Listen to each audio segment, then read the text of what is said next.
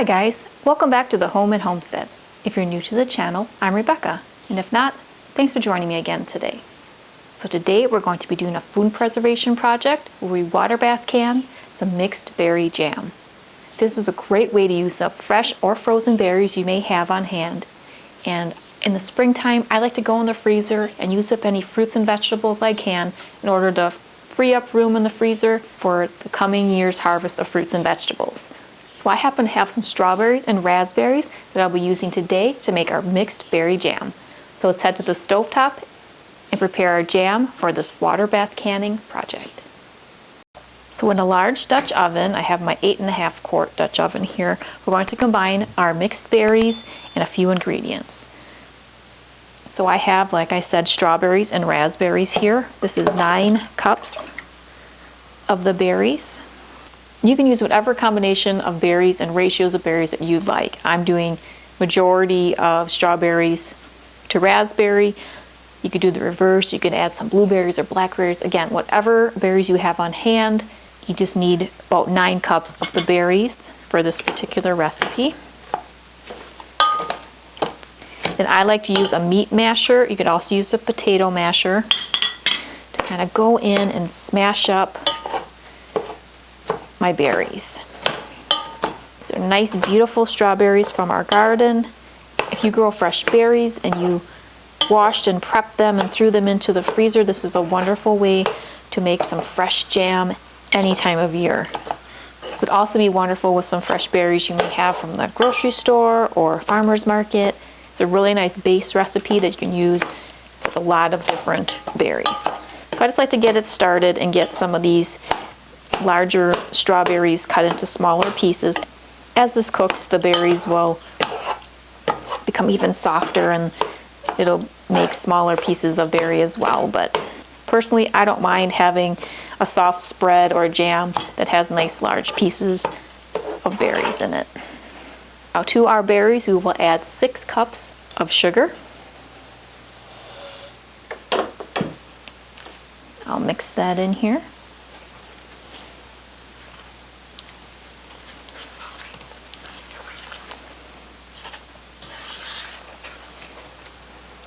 And now to just help ensure a nice pH and to add a little acidity and so the jam isn't overly sweet, I like to add a 1/4 cup of lemon juice.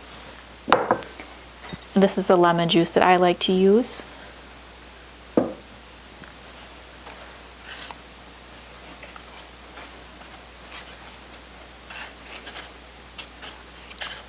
Just mix that through. So now the sugar and the lemon juice is nicely incorporated into our berries.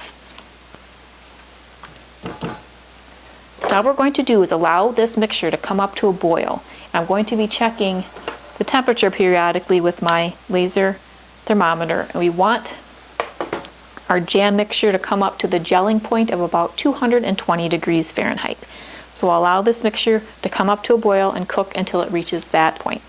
You may find that foam is formed on the top of your jam. If it's really thick, you can use a spoon and remove it. If not, sometimes you're able to stir down most of that, and it doesn't necessarily affect your jam. So first, let's allow this to come to a boil and reach its gelling point.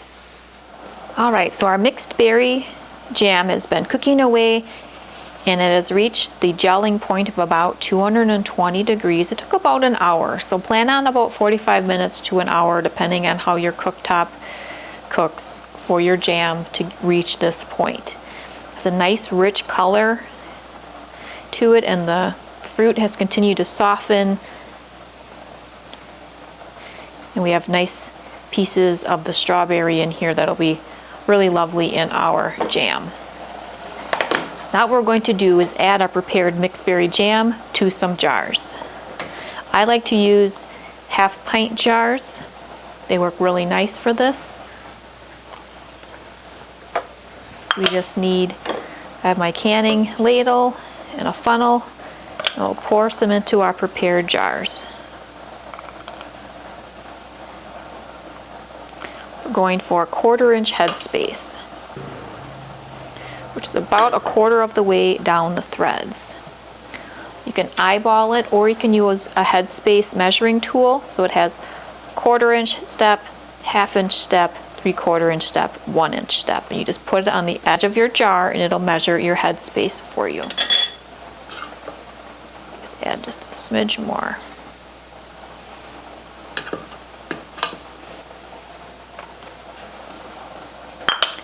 So let's continue to fill these jars here.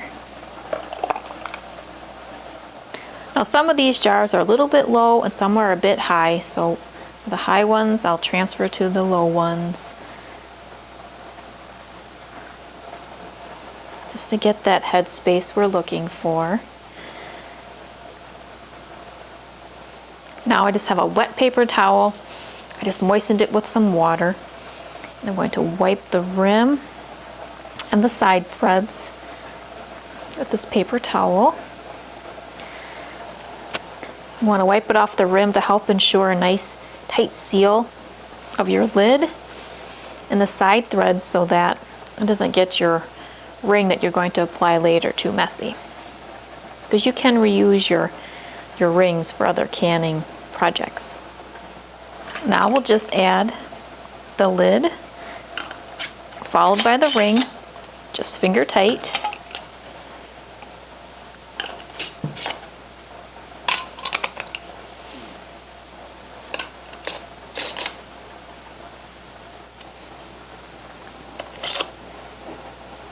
All right, and I have a little bit on the bottom of the Dutch oven here that I plan to put into just a little glass container and refrigerate right away so we can enjoy that.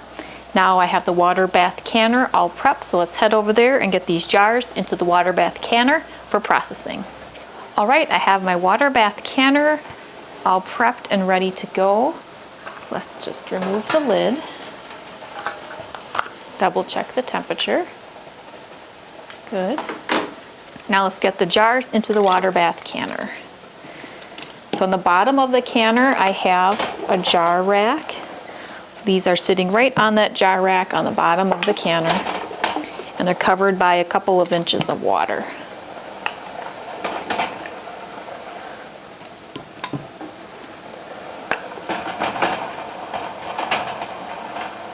I have 9 half-pint jars here, and they all fit very nicely into this canner. Get the lid back on. Now the minimum processing time is 15 minutes for this. And what I mean by the minimum processing time is based on your altitude in feet on the column on the left, you may need to increase that minimum processing time by the minutes located on the right. That's just based on your altitude of where you live, and that's just something to be mindful of whenever you're canning. So we'll let this process for the designated time, and we'll come back for the next step. All right, the processing time has finished, so I can turn the canner off and remove the lid. So now I can just let the jars sit in the canner for about 5 minutes, and then we'll move the jars to the cooling and sealing area. Then we can have a closer look at our homemade mixed berry jam.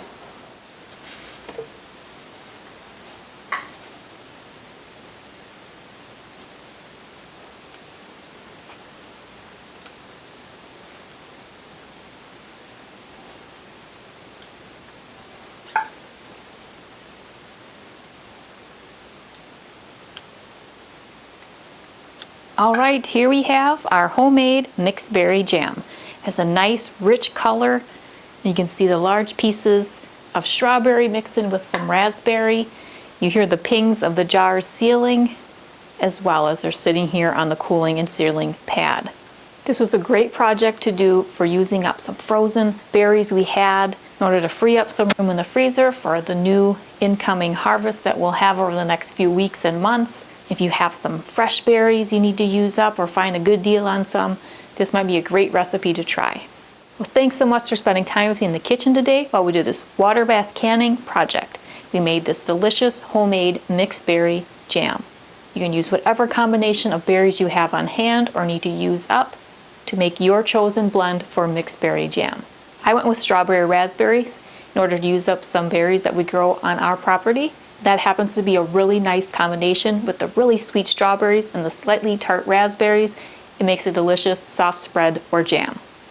If If you like more ideas on some spring canning recipes and projects, as well as some recipes that you can create using fresh or frozen fruit and vegetables, you can check out a number of videos I have on the topic. And if you're interested in food preservation, I have a number of food preservation techniques with recipes that you can try as well. Well, if you're new to the channel or haven't done so yet, I would really appreciate you subscribing. If you enjoy this or any other video that you watch, please be sure to give it a thumbs up. Well, I hope you're having a fantastic day. See you next time. Take care.